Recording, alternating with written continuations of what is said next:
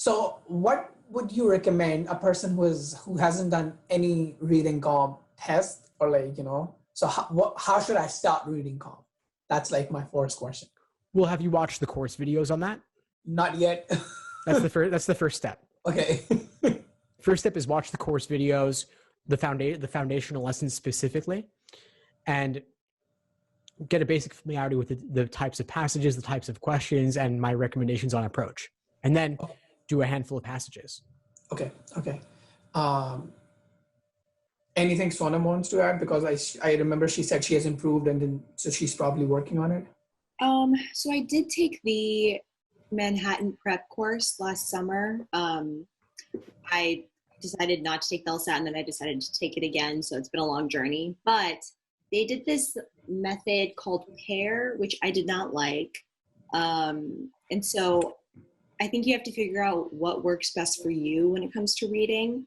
And I just have to consciously remind myself to look for the game of it. Like, what are they trying to get at? What are they trying to, like, which format are they trying to use? Because I feel like they use the same type of passage formats. Like they compare two people, or they have a scientific one, and then you kind of get into the rhythm of it. And then your score goes up, because the questions are never that hard. They're not as hard as the logical reasoning.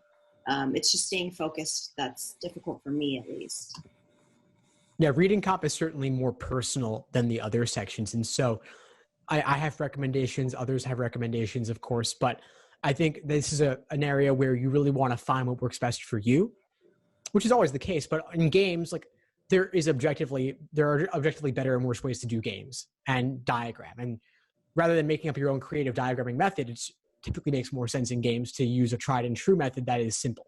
But in reading comp, because it's more personal, you've been reading your whole life up to this point, you have certain habits, definitely experiment there.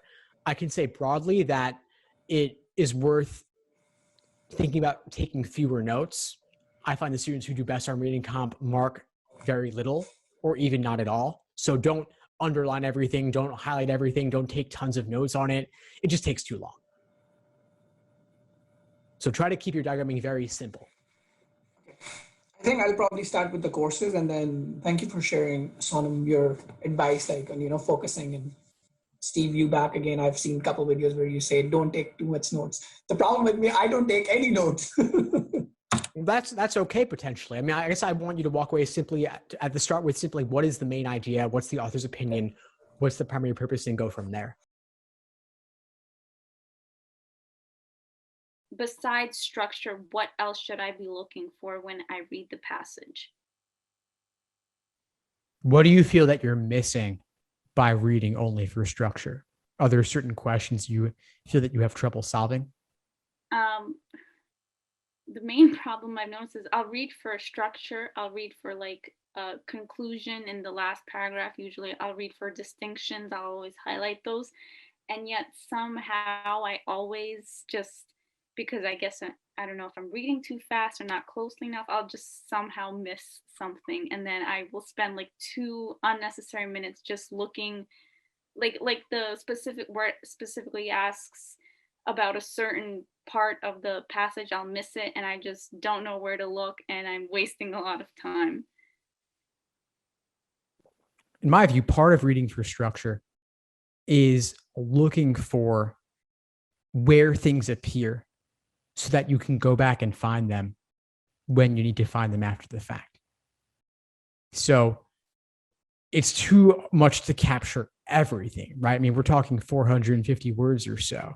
You're not going to memorize all 450 words, but where the details appear, you want to at least know where to find them when you want to go back for them. So if you notice that the second half of paragraph 2 was full of details, full of evidence, full of supporting examples, and it was on a dense, unfamiliar topic, you just mentally flag it. Or maybe you use the highlighter in some way if you want to know, okay, this is where there's lots of details that I didn't remember. But you go back and hunt for that when you need to after the fact. And I've also been hearing about this thing from a lot of students here and just other places I've been reading that there's some, I mean, I'm aware in other places of Control F function, but how does it help here? It's a great question. Anyone who likes Control F want to share their experience with it? Like in reading comprehension? Yeah. I've found that if I'm pressed for time and I can't find a specific detail, and there's an answer choice that says that specific detail, I just Control F that whatever it says, and if I find it or if it's anywhere near, I'll see it, and that'll be my answer. It's not cheating; they allow it, so that's great.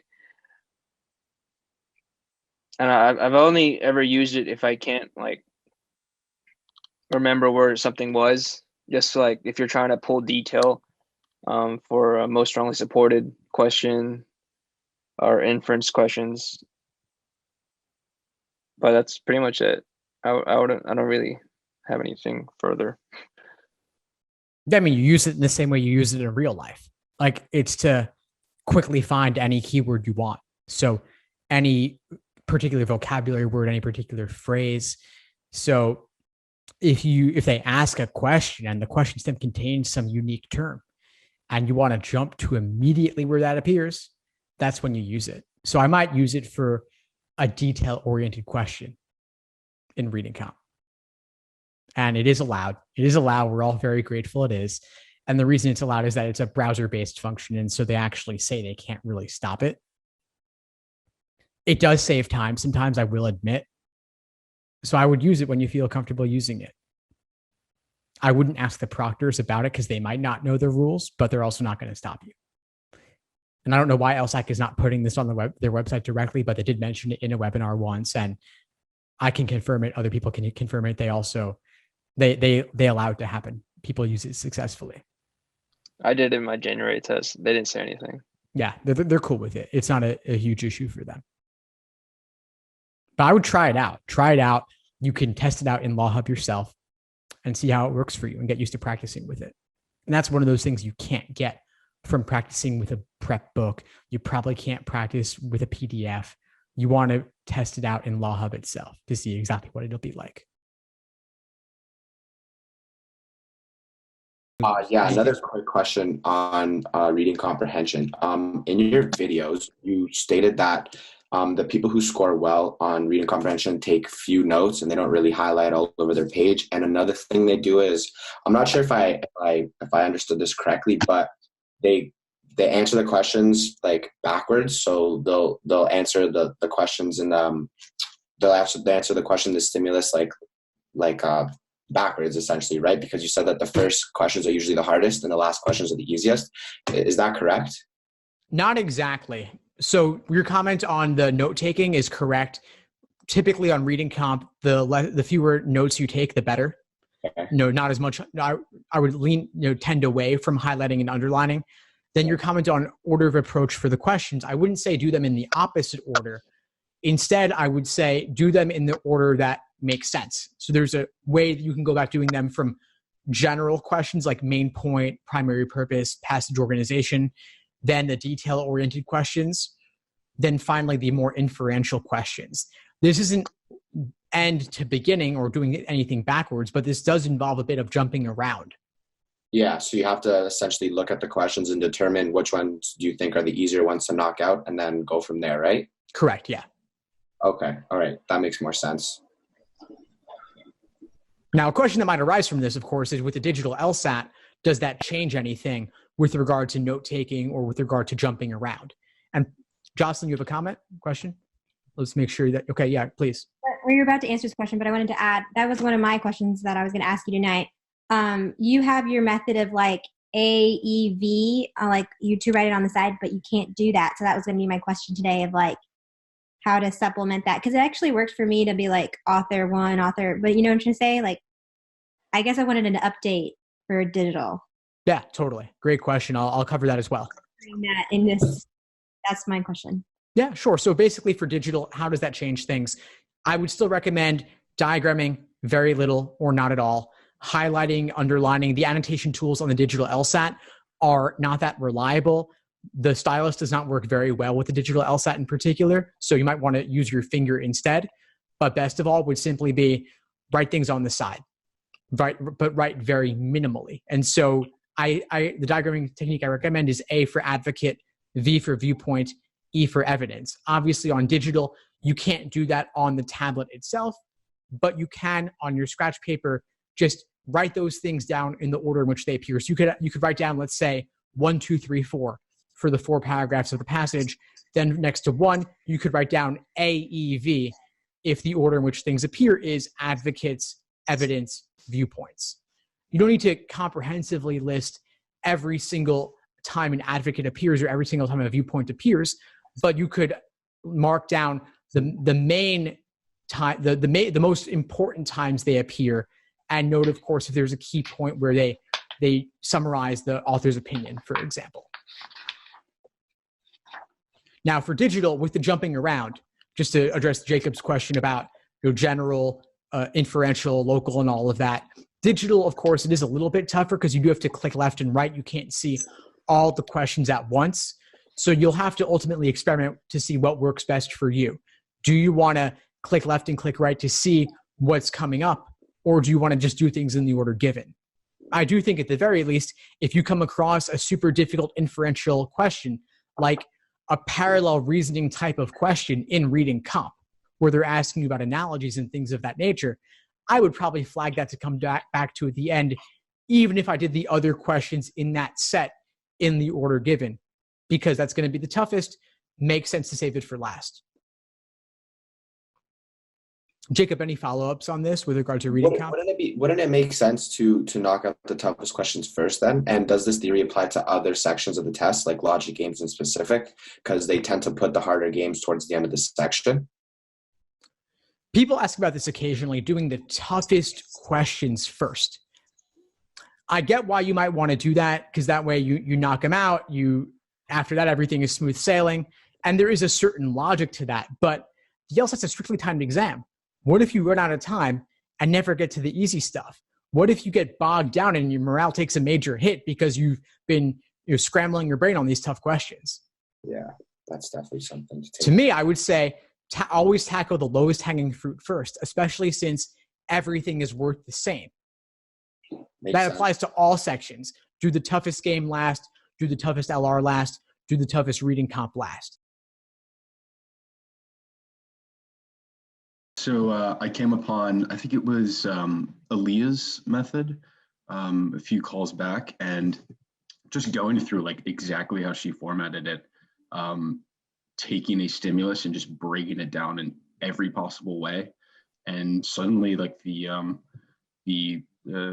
indicator words just all merged together for me. Like I realized strengthen was basically a sufficient assumption, and I realized that the flaw was often a necessary assumption question, and so forth. So that really just helped me understand how all these cross over, and I knew what was wrong and what to look for before I even read the question. Just looking at the conclusion, honestly, I just knew what the error was. So that's been a tremendous help and benefit for me.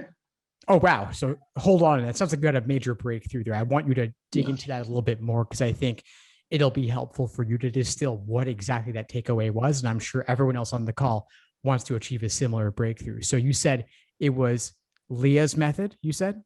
Leah, yes, I believe that's her name. I apologize if that's or not do you mean her maybe, name, but was this on reading comp or logical reasoning? Where was it? What context was it discussed in? Maybe Aaliyah did the reading comprehension, but also that method worked incredibly well too.